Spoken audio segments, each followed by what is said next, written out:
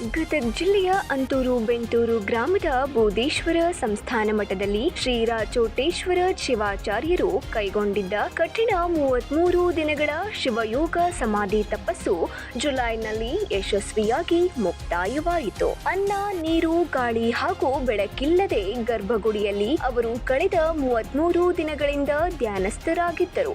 ಗೋಡೆ ಒಡೆದು ಅವರನ್ನ ಹೊರತರಲಾಗಿದ್ದು ಸಾವಿರಾರು ಭಕ್ತರು ಸಾಕ್ಷಿಯಾಗಿದ್ದರು.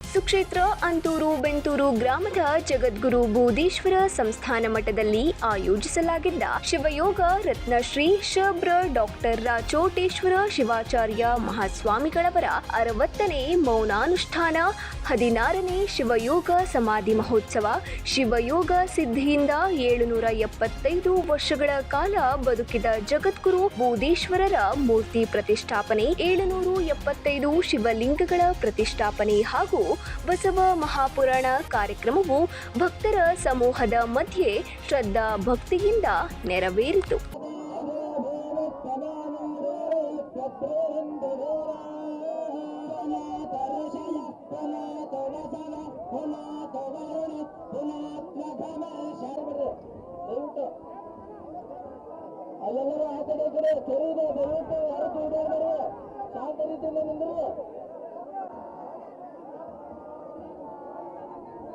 ದಯವಿಟ್ಟು ಮುಂದ್ಗಡೆ ಕೆರೆಯ ದೇವಾಡ್ಬಾರ್ದು, ಯಾರು ಕೆಳಗೆ ನಿಂದ್ರೆ ಹಸಿ ದುಡ್ಡಾಡ್ಬಿಡ್ರಲ್ಲ ತಂತಿ ಮೇಲೆ.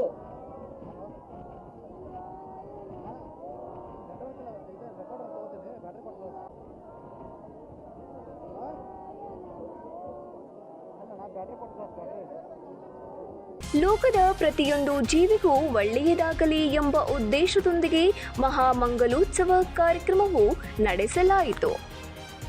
9 ಲೈವ್ ನ್ಯೂಸ್ ಗದಗ.